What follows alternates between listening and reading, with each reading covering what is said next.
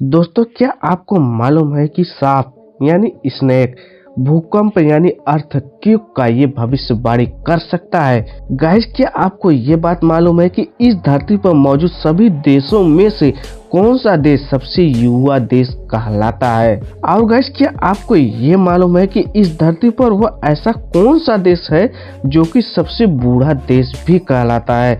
तो बने रहे इस वीडियो के अंत तक। फैक्ट नंबर 1 दोस्तों, क्या आपको मालूम है कि इस धरती का सबसे युवा देश कौन सा है? तो दोस्तों, मैं आपको बता दूं कि उत्तरी अफ्रीका में दक्षिणी सूडान ने 2011 में सूडान से अपनी स्वतंत्रता प्राप्त की थी। इस हिसाब से यह दुनिया का सबसे वर्तमान में सबसे युवा देश है, यानी सबसे यंगेस्ट कंट्री है। और इस देश का नाम दक्षिण सूडान है, जो कि दुनिया का सबसे युवा देश होने का खिताब इन्होंने अपने नाम हासिल किया है। फैक्ट नंबर 2 दोस्तों, क्या आपको ये बात मालूम है कि किस देश में 30 वर्ष से कम उम्र के लोग वहां पर रहते हैं और जो इनकी ये जनसंख्या है उनकी पूरी आबादी के 50% से भी अधिक है? तो दोस्तों, आपको ये जानकर हैरानी होगी कि यूनेस्को दुनिया के लगभग 52% से अधिक आबादी 30 वर्ष से कम उम्र की है। यानी यूनेस्को में जितने लोग रहते हैं उनकी पूरी आबादी का आधे से ज्यादा परसेंट लोग उनकी जो उम्र है 30 वर्ष से कम उम्र की है। फैक्ट नंबर 3 दोस्तों, आपके मन में कभी न कभी ये सवाल जरूर उठता होगा कि इस धरती पर कितने बूढ़े लोग मौजूद हैं। तो दोस्तों, मैं आपको बता दूं कि इस धरती की जितनी पूरी जनसंख्या है उस जनसंख्या का सिर्फ 12.3% ऐसे लोग मौजूद हैं जिनकी उम्र 60 वर्ष या इससे अधिक उम्र की है। फैक्ट नंबर 4 दोस्तों, कभी भी जब भी आप अपने मोबाइल में, स्मार्टफोन में या लैपटॉप में टाइम को सेट करते हैं तो आपको वहां पर टाइम जोन सिलेक्ट करने का ऑप्शन मिल जाता है। लेकिन दोस्तों, क्या आपको मालूम है कि इस धरती पर कितने टाइम जोन मौजूद है? तो दोस्तों, मैं आपको बता दूं कि इस धरती पर 24 से अधिक टाइम जोन मौजूद हैं। फैक्ट नंबर 5 दोस्तों, यह बात आपको हैरान जरूर कर देगी क्योंकि दुनिया की लगभग आधी आबादी ने 2010 और 2014 में फीफा विश्व कप को इन्होंने देखा था। फुटबॉल दुनिया भर में सबसे लोकप्रिय खेल माना जाता है, इसलिए जब भी फीफा विश्व कप होता है तो पूरी दुनिया इसको देखना चाहती है कि कौन जीतेगा और कौन हारेगा।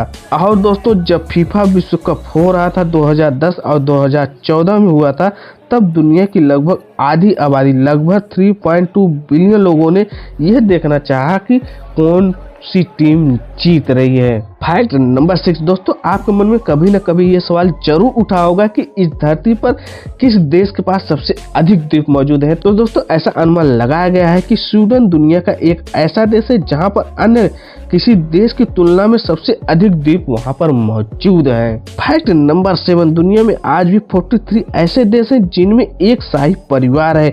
ब्रिटिश शाही परिवार दुनिया में सबसे ज्यादा प्रसिद्ध है, लेकिन आज भी दुनिया में लगभग 28 शाही परिवार ऐसे हैं जो Japan, Spain, Switzerland, Bhutan, Thailand, Monaco, Sweden, Netherland और लिechtenstein को मिलाकर दुनिया के कुल 43 देशों पर शासन करते हैं। फैक्ट नंबर 8 दोस्तों, इस धरती पर बहुत सारे देश मौजूद हैं और इस धरती पर न जाने कितने जंगल भी मौजूद हैं। लेकिन दोस्तों, क्या आपने कभी ऐसा सोचा है कि इस धरती पर कितने क्षेत्रफल में जंगल मौजूद हैं? तो दोस्तों, मैं आपको बता दूं कि नेचुरल रिसोर्सेज कनाडा के अनुसार दुनिया का लगभग 9% जंगल में मौजूद है। फैक्ट नंबर 9 दोस्तों, क्या आपने कभी ऐसा सोचा है कि इस डिजिटल दुनिया में कोई ऐसी वेबसाइट है जो कि इस दुनिया की कुल आबादी को वह हमेशा ट्रैक करती हो?